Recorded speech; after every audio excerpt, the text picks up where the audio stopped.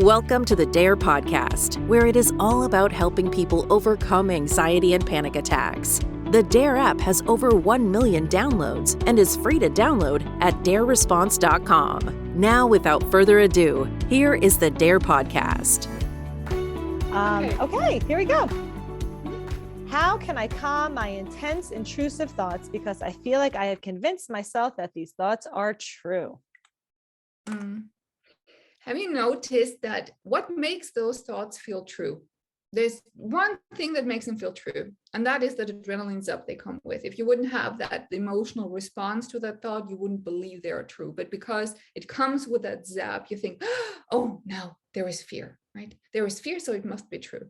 And it's, the nature of intrusive thoughts to warn you, like, oh my God, look at this. You don't want this. This goes against your values or against who you are. So you should be feeling fear. But just because you feel fear, it doesn't mean that you want to do these things. And it doesn't matter if it's an image or if it's an impulse. If it's a question about the future or a question about, we had in a call yesterday about something in the past. That could be something like, oh, have I done something and I might have forgotten about it? Did I run someone over at the traffic lights? That's such a common one. Did I run somebody over?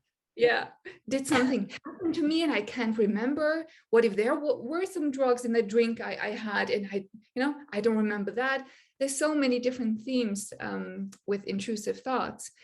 They're supposed to feel like they're true because the nature of them is to get you into action. And this is why you feel that urge to do something. Everybody here, who knows that urge that comes with anxiety of becoming active, right? Anxiety is an active emotion. It's not like guilt, for example, or depression, where you want to retreat and you're like, oh, leave me alone, I want to be by myself. It's usually one of, oh God, I need to do something, fight, flight. So this is what they're supposed to do. But and notice how you respond to that urge. Are you giving into that urge and engaging in compulsions, meaning trying to suppress or numb or fight these thoughts in any way? If your answer is yes, then you know what is keeping them alive.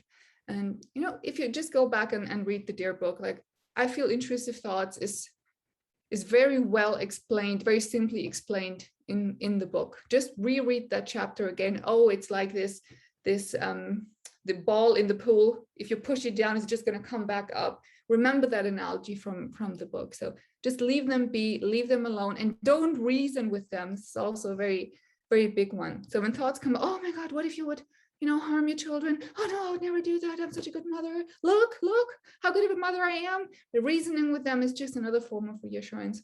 Look at them as just content. And I always say, if you use Zoom, Michelle, do you see the both of us now, you and me? Do you have a split screen? I always say use the split screen method.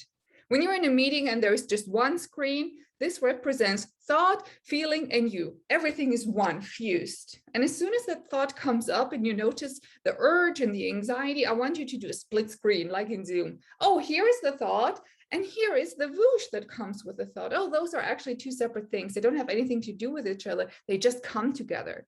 So I can just, mark this thought or stamp it as irrelevant and actually get excited by the adrenaline that comes with it. If you do that, if you manage to split it in that second when it comes up, it will feel much less true, and you will be able to just leave it be much easier. Right. And even like the question, the way it's worded, how can I calm my intense, intrusive thoughts? No, you don't. Right. They calm themselves when you don't treat them as important. But if you're trying to dare through thoughts and you're not diffusing the thought, you're not trying to bring this level 10 thought down to a level 5 thought. It's not like that. It's the thoughts. I mean, the thought is true. The fact that I had a thought about this, true.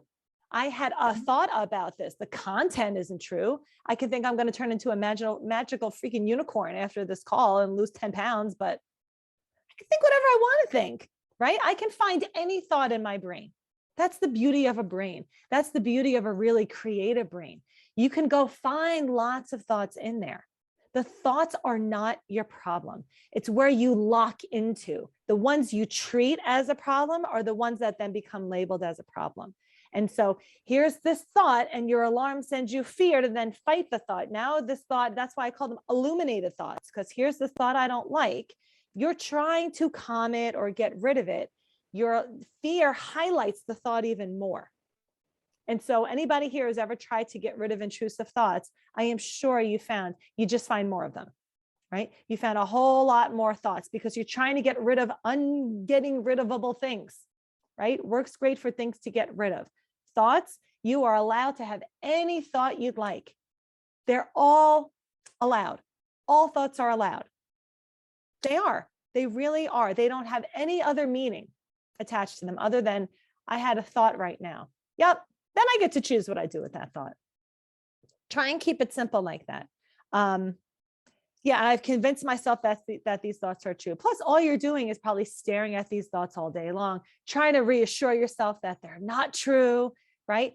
Everybody notice when you get into reassurance mode, your voice goes up 3 octaves, okay? No, you're fine. You don't do all that thing. You don't do all that.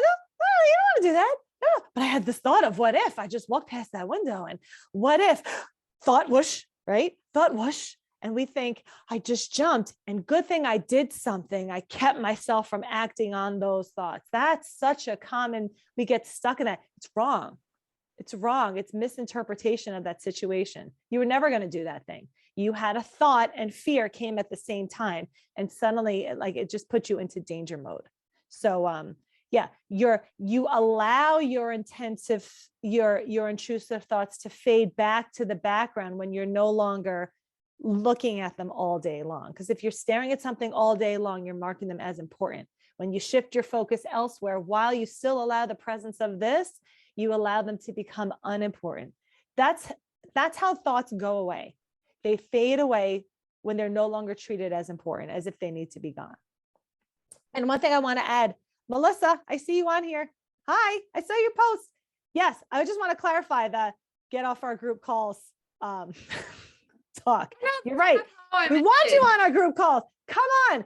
I just want people to know if you're getting on with a must or else approach. In the beginning is different. I'm not talking about people that are really like getting in the information, but that's why we join Dare Advance. We love it. It becomes a family where people stay on for a long time because it's like, it becomes just part of your routine. It's nice. It's nice to have a place to pick up something new, to support each other as you move on. It becomes a less have to check everything and check every Instagram post and check this webinar and go check the anxious truth and go check what Aida posted and go see if Barry's got a new thing without that intensive must or else mindset. Right? Intention. Yes, it's all about intention. Yeah, you can come to for 10 years today. I would love to have you there if you want to contribute something or just because you have that family feel. But if you're coming to gather more and more information because part of your brain thinks, oh, there's still something missing, then it's destructive for you. This is what I meant. Is that clear? Melissa, thank you for writing that, because if it wasn't, I'm sure if you wrote that, I'm sure a lot of people maybe were getting that message. So yeah, guys, post anything that needs more clarification too, because it's better to clarify it here as we're saying it than to go back next week and try and clarify something from last week and answer all the questions too. So thank you. Okay. All right. What do we have here?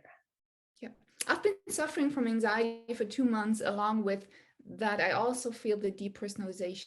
Does depersonalization stay with you forever, or is there a way to feel normal again? That's the same answer. Same answer. Intrusive thoughts, derealization, tinnitus, the eye floaters, sensory motor stuff. This stuff goes away. Again, there's 2 ways things go away. You can directly get rid of something, or things go away as a fading process.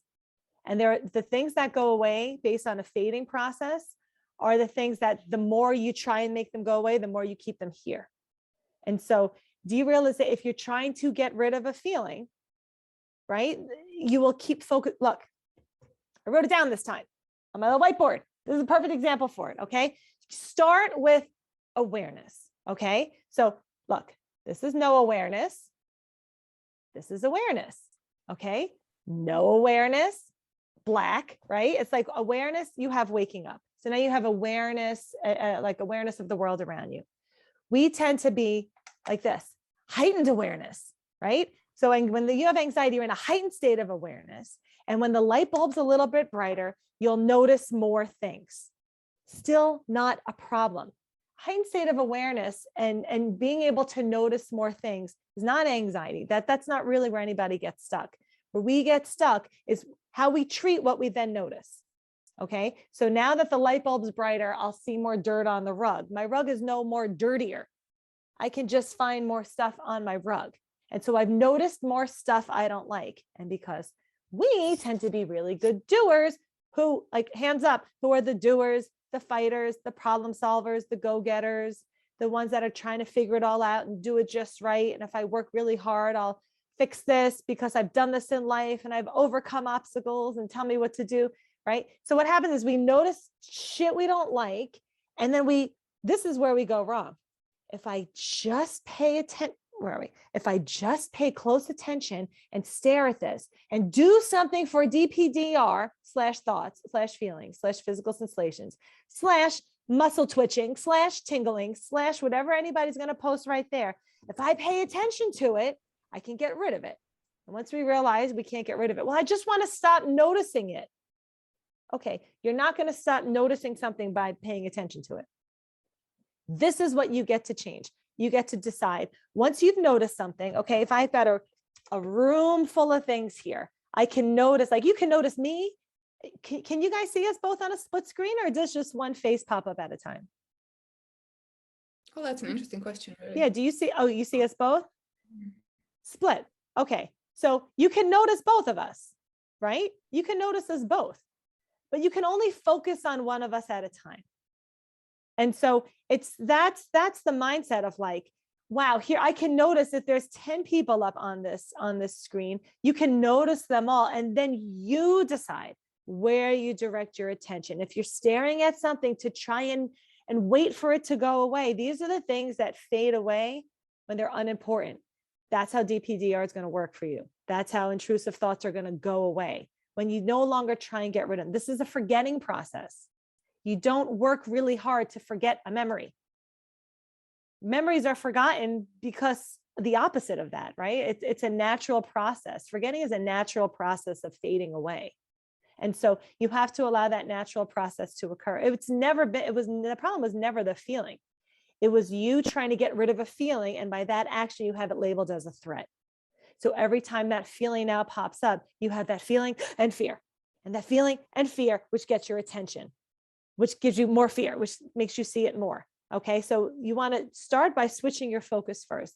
Treat it as unimportant, act as if unimportant first. And then those are the things that they leave as a fading process. So let's say you hate blonde hair. What do you see the both of us? And you keep staring at Michelle while you notice my blonde hair. But if you want to focus on Michelle, but you can't because you're staring at my blonde hair and obsessing about why my hair is so blonde or dirty blonde or just ugly blonde or blonde in general. Why are you blonde? Right? You cannot focus on Michelle. You focus on Michelle while you let me be there with my blonde hair. Yes, you might notice it like from an angle, like, oh, there's a blonde woman again. I ain't blonde. But you don't stare at me and obsess about the fact that I'm sitting there with my blonde hair. You try the best that you can to engage with Michelle. Right. Do you ever try to not notice something? It's impossible. Just the act of it makes you notice it more. If you're trying to not hear something, if you're trying to not hear the shower drip, like that's the problem, trying to not. So if you're trying to not notice, you're actually paying attention to what you're trying to not notice. It's like an oxymoron, kind of like we get stuck in it. It's like, I can't try to not notice. I either notice it or I don't, but I can choose to pay attention to it or not. But if I hate Aida's hair, I just have to hate it. I know I don't get to choose if I notice it or not, but I get to choose all of the action that I do afterwards. And so I treat it like I have to let myself not like it and not do anything about it at the same time. Yeah, look at you. How insensitive of you to show up blonde today. That's a great comment. And going back to what we said earlier, to take a diet from time to time, so to speak. Somebody asked, like, how long is in the beginning? I already attended 2 calls. Well, I would say 3 calls at the most, then you should leave.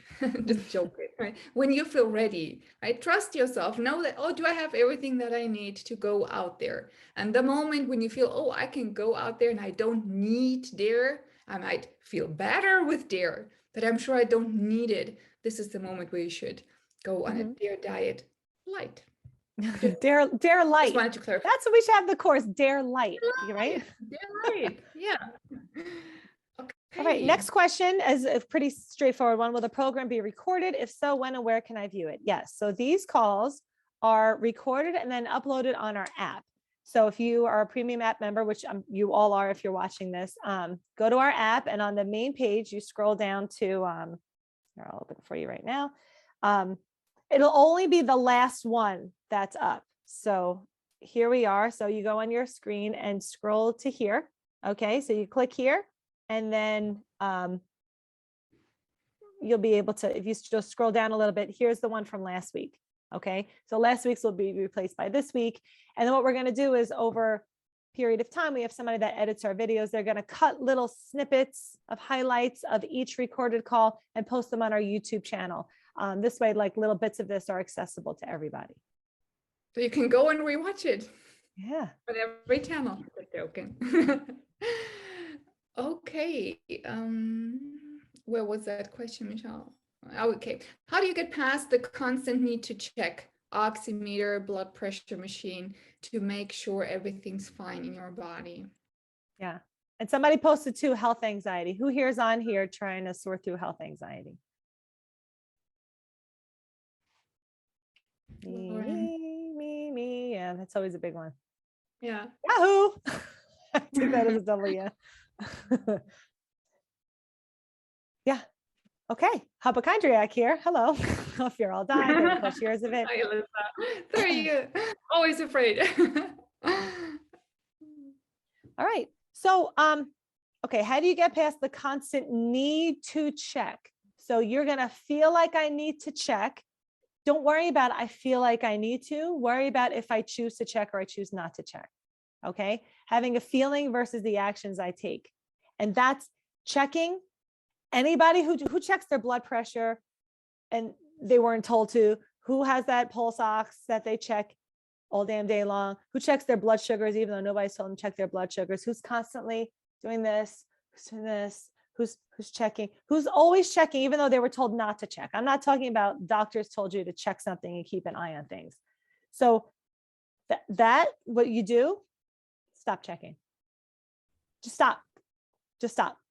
And that's really I know that's an oversimplified answer, but that's the answer. It won't be, I need to feel fine. I need to feel, because with health anxiety, it's this constant search for certainty. I need to make sure, look, I was checking 100 times a day. What the hell? And then what? What a waste of time, right? Because there's no end. Because and throw those Apple Watches out, throw them out, or take that device off. That's not what this is designed for, to keep ourselves alive, right? The idea of checking, there's no end, because, oh, these numbers are great. Okay, good. Oh, good. These numbers are great. Until I don't feel good again. And I check again. And then what? The numbers are great. Oh, good. Or the numbers are not good. What? You performing open heart surgery on yourself?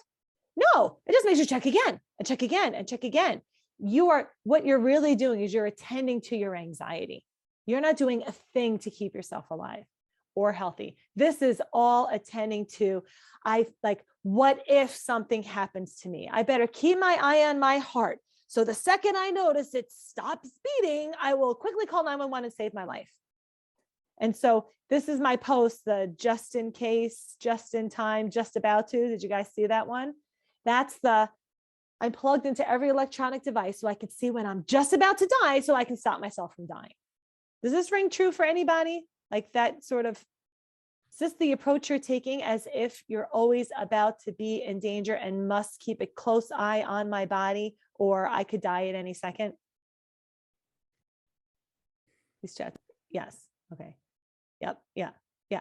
And so that's the behavior. If you're acting as if that's what needs to be done, your alarm will keep saying, you should check. You want to check? You want to check? Here's a whoosh. Here's some fear and check. Check. And if you're like, okay, I'll check. Okay, good, we're safe. All right, let me check again. There's no end until you stop checking. Okay. The loop out of that, wherever that, I don't know where my little cycle thing is that we always show all the time. This is the habit loop, guys. This is not a new fancy thing. You can find this anywhere online. Cue, routine, reward. The cue is a thought or a physical sensation. This is what you change, the behavior. So I'm not checking, or again, delay the gratification. I'll check in 10 minutes. And for the next 10 minutes, let's see. That's how you start growing trust back in your body. Because I don't trust myself. I need to keep a close eye on my body and check until the checking does nothing. The checking becomes the loop. I'm just checking because I'm so used to checking. And so when you stop checking, you'll probably have more fear because your alarm's like, you're not doing anything to stay alive. But by changing your behavior, you're starting to act as if, well, I'm not in danger right now. So you might end up like, as you stop doing all these checking safety behaviors, you might notice fear kicks up a notch. That's okay. That's the part of you that's alerting you. But don't you want to check? Are you sure? Are you sure? You kind of have to run the show a little bit. Say, no, I'm going to start. I don't know if I'm sure or not, because it's all uncertainty. Anxiety lives in uncertainty. If you had some blood test, you were like, oh, this new test shows you will never have a heart attack. Suddenly everybody's heart anxieties would be gone because you had absolute certainty. But then we're like, well, what if I stop breathing? Well, there's no blood test for that. Because we're always trying to stay alive in the face of uncertainty. And when you do that, you're growing doubt. With DARE, we're teaching you how to grow trust, which means you allow doubt to be present while you focus on trust. That's my spiel on it. Just to add to that, I know a lot of people are not going to like what I'm going to say now, but clients always ask us, why is it not stopping? And the truth is, you are keeping this alive. Like in therapy, we always look at maintaining factors. Triggering factors are interesting to know, but they really do not help you much in the here and now. But we are always interested in what is maintaining the disorder. And the maintenance factor in health anxiety is what Michelle just said, the checking. So next time you ask yourself, why is this coming back? Oh, because I'm doing this the same thing over and over. And sometimes that realization that comes from a place of love, that you're doing that to yourself, helps to just stop it and ask yourself, like, how much is enough? I've been doing this, nothing has changed. I'm not any safer. I'm not. And I feel terrible the whole time. I mean, if I'm checking my Apple Watch to stay healthy, if health is my concern, how do you define yourself as mentally healthy in that state? Maybe you think that you're protecting yourself from a heart attack by checking your Apple Watch, but you feel mentally completely terrified all the time. That is not health as well. So just a friendly reminder to sometimes just also use reason. Sometimes it's helpful to say, hold on, what I'm doing is not helpful and I'm causing this. So I'm just going to stop and I'm going to gather that courage and that strength to say, you know what, that is enough. Right. I had a client that gave me this great line. Is this time well spent? Am I actually keeping myself alive? Or am I just keeping myself in a heightened state? Am I only doing this because I feel fueled to do this? If I wasn't full of anxiety, would I still be checking my heart a million times a day? And the answer is probably no. And so, is it time well spent? Am I actually doing something useful? Is this like serves some purpose other than to drop my anxiety level for 5 seconds until I have to check again? Then you see you're attending to anxiety. You're not actually attending to keeping yourself alive. You're attending to your anxiety. And anxiety does not need attending to, right? Like danger needs attending to. And somebody, Magdalena, I think, posted like, is this how people get stuck in the OCD loop? Yep. It's that whole must or else mindset. Here's this, whatever, everybody's got a different cue, a different like thing that might kick it off. Here's the thought, the sensation, the form of discomfort I don't like. And then I need to keep a close eye on it and do something about it. It's the keeping the close eye on and the doing that's keeping you in the loop, not the thing. And everybody's so focused on the thing. It's actually, I want you to take a look at all the doing that you're doing for the thing. So yes, thank you for posting that too. I was able to add that into to this. It's all very similar loop there. Right. Aida, last one from the first page. I have dare Mhm. through panic and general anxiety. Even though my body feels calm, now I just feel weird all the time, like I'm not sure how to be normal. Sometimes it's the feeling of the calm after the storm. Like, oh, I've been in this anxiety for so long, and now my body has calmed down. It's almost like, oh, who am I without this anxiety? That is very, very common. And I think Michelle has spoken on this a few times. Just allow yourself again to be in a place where you feel unfamiliar. Like, is it not a very normal thing to feel like, oh, I've been through this rough phase, now everything has calmed down. What if it comes back? And maybe also your activities have changed, over the past weeks. If you've been going through high intense anxiety, maybe you have not been going out a lot and you have become accustomed to being at home, being in your safe zone, and all of a sudden you can do these things. And that might feel strange, but just because it's strange, notice how you are adding danger to something that is just strange, right? Just weird. So allow yourself to feel weird and to feel strange and weirdly calm and excited calm, all of these things. As the moment that you say, oh, I feel this, and that might be danger, is the moment when your fight or flight kicks in again. And then you're like, oh, but why? Why? The search for context. Why do I feel this way? Like, who of you asked this question just the past 7 days? Why do I feel this way? Or why do I feel this way again? Like, why? That's a big anxiety's big question. And as soon as that question is being left unanswered, that loop starts to spin and your mind comes up with all these different conclusions of what could be the reason for why you're feeling this way. And of course, these conclusions sometimes sound very reasonable, but in most cases, they are just not.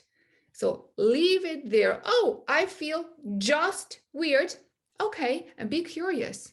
Oh, I haven't felt this way in a very long time. Let's see how this will turn out. I just allow it to be there and I observe it and I'm curious instead of being judgmental of it. Right. And we don't always fight bad. We fight different too. Right. Like, oh, that's weird. Oh, those thoughts are gone. That's weird. I'm not used to having all this free time. And like, we're not good at like allowing, again, like Claire Weeks, right? Let time pass. We suck at that too. Because we're like, well, I feel good right now. That's weird. I'm not used to feeling good. What do I do about that? Leave it. Like, it's a settling in process. Like when we get so used to feeling bad, even though we want it gone, once it's gone, we're like, well, what the hell do I do with all this time? So like, allow, like our bodies are always adjusting. So I feel blank right now. And then I feel this right now. Like, we don't cling. If you're clinging to one or the other, it'll show like, oh, I feel good. That's weird. Better I'm not used to this. Better, I'm trying to get comfortable there or cling to this just in case the bad feeling comes back, or what if it comes back? Kind of like when you leave a concert. I think I said this on the last call. When you leave a concert, like a loud music concert, and then you walk and it's great and you're singing along, and then you come out and your ears, you sound like you're in like a box, but then you kind of just, your ears just adjust back to it. But we're not good at allowing time to pass for this adjustment process to happen. And so try not to beat yourself up for progress. Or like, I feel so bad, Michelle, why could you only get like 5 minutes a piece a day? Please, like, tell me what to do for 5 minutes a piece. And then like everybody starts feeling good. And then they're like, I feel really good. And that's weird too. Let yourself feel rather than like, why do I feel? All the answers to most of the whys out there, especially people dealing with like an OCD loop, the answer is, I don't know. Not, that shouldn't be the beginning of the problem, but I don't know the answer. Better find out why. The answer is, I don't know. The answer is, I don't know. And it goes, oh, I don't know. I feel so good right now. And then keep going. We're in like an endless loop of trying to find out why. If the answer is you don't know, that is your answer. You don't need the answer, like the actual answer to go live life. And just before we do the next one, hi, first time participant. This is very informative, as is the DARE app. You mentioned the DARE book. Where can I buy it? And how do we find you on Instagram? You can buy the book on Amazon. There's also an audible version of the book. Dare has an Instagram page. Aida and I both have Instagram pages. It's Aida Beco. Mine is Michelle Cavanaugh Dare with underscores. We have a YouTube channel. Dare Response is the YouTube channel.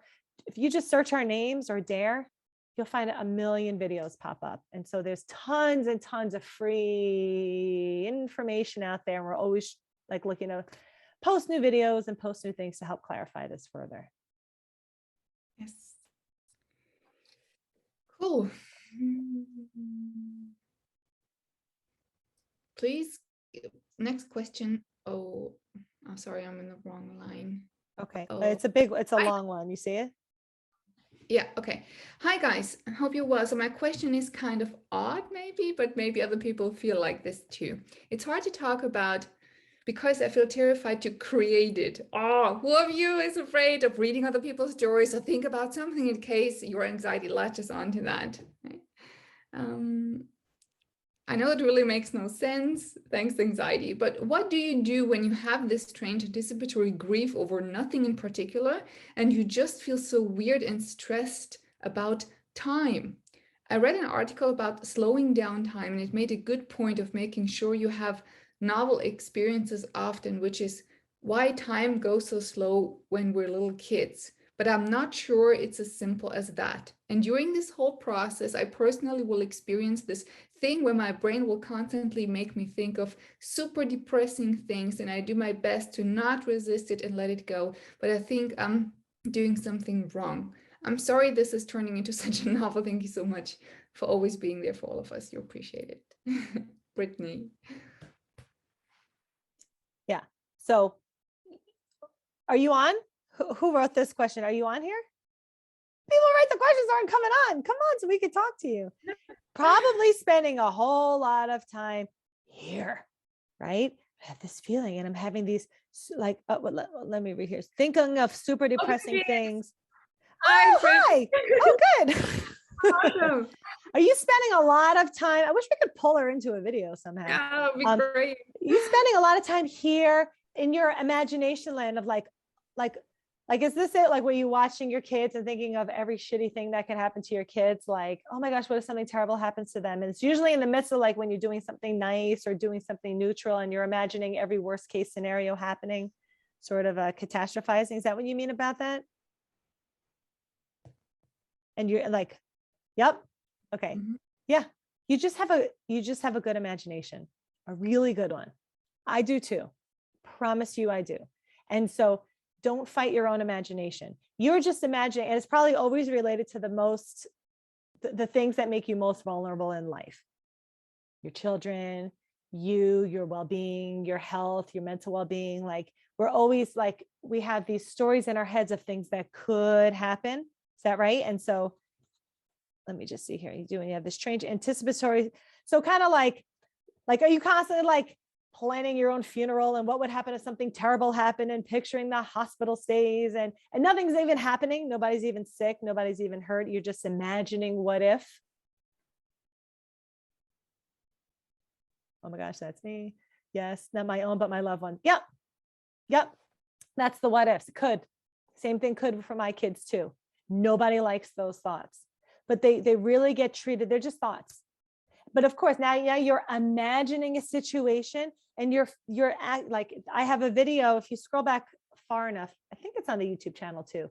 It's called the mind-body connection, I think. When you imagine a what if, your body acts as if. So if you're imagining yourself at everybody's funerals and you're lost in your imagination, guess how you're going to feel? Really sad, right? Just like when you watch a sad movie, you're going to feel sad, not because anything sad's happening to you, but you're imagining what if, and then so your body acts as if. Now, if you were to turn on like a comedy, you would be laughing even though nothing funny is happening to you. But we kind of like put ourselves, we imagine what it would be like if we were in that situation, and our body just acts accordingly. So if you're imagining like everybody's funerals all day long, you're going to feel kind of shitty. And so say, yeah, that could. I promise you, I do this all the time, all day long. Everybody does that. It's like the human condition. Who plays like, who do you say first if you're driving over a bridge, right? Oh my gosh, what if I go off the bridge? Or what if everybody goes, who do you say first? And who saves who? We all do those things. We talked about this on the last call, I think, right? I talked about being in the city and with my family. And what if that big tall building collapsed? Like, which road would I run down? And then you might get a rush of fear. You might imagine something sad happening and then you feel sad. That's the sign of a normal functioning human body and brain. But you're just kind of lost in your imagination for a long time. So take note of your imagination and then just come back here. Yeah, you're right. That could happen. That would really, really, really, really suck. And I will absolutely feel really, really awful should that happen. But right now I'm right here playing Chutes and Ladders with my kids for 47 freaking hours because this game never freaking ends. Because we go up and we get to 97 and then I go down the chute and then we're back down to the beginning. And so just spend more time here. If you like what your imagination is showing you, go get lost in it. That's called fantasy. We like those. We just are trying to get rid of the part of our imagination that we don't like. So that whole long, it's not odd at all. It's actually just signs of normal human thought processing and behavior. So yes. Brittany, does that help? Do we answer that? And Magdalena, you said, wow, yes, it happens with sad songs and super happy songs too. It's exhausting. I just want to enjoy music and not be like, keep in mind, people, sensitization makes everything feel so intense both ways. Like you cry just by looking at a sweet cat or just because your partner maybe said something in a weird way and you're taking it personally. You feel very thin-skinned when you're sensitized. That is not the problem. It's the catastrophization. Oh, look, I feel so intense about this and I feel so intense about this that then gets the fight or flight going. I always do this little exercise. It's not really an exercise, like it's too simple to be an exercise with my clients, but I want to, if it's okay, Michelle, to close the call with that because I have to run, unfortunately. I want you to tell yourself, I have an anxiety disorder, and I want you to notice how that feels in your body and the quality of attitude and how you relate to it. And then I want you to say, I have an overstrained nervous system that is giving me shitty sensations. Sorry. And I want you to notice how that feels. And you know what? It's the same thing. It's the same thing. The biological basis is an overstrained nervous system that gives you shitty sensations and everything feels magnified. But then comes the disordered behavior and the disordered perception and response to these magnified sensations. So again, we are doing this to ourselves, right? Because it's our response and our perception, how we respond to these things. So try to, whenever you notice a sensation and your mind goes like, oh my God, here you are again. And why do you feel this way? Why are you crying again? You shouldn't be like this. You shouldn't be like that. Respond with, oh yeah, my nervous system is overstrained. That's it. It will calm down. Normalize and reassure yourself that way. And I promise if you do this with real commitment, it will be such a big help to view this thing as just overstrained nervous system, nothing more, nothing less, and not make anxiety this big thing that we need to fear. We got through almost all of the questions. So we have like 1, 2, 3, 4, 5, 6 left. So if we don't get to them, if you want to post them on Facebook, we'll try and maybe post them over the next couple of weeks, or we'll answer them on the next webinar. We might have some guests coming up on the next webinar. I'm not quite sure which dates they're locked into yet, but yeah, we're going to try and combine some Q&As with some guest speakers too. Yeah. Cool. Thank you, everybody, for submitting questions, for attending and being so active in the chat. That was wonderful. Thank you, Michelle. It was great seeing you. Thank you, Aida. Nice to see you. I look forward to seeing you soon. Look forward to seeing you soon too. All right, everybody. Have a good one. Bye, guys. Take care. Take care. Bye.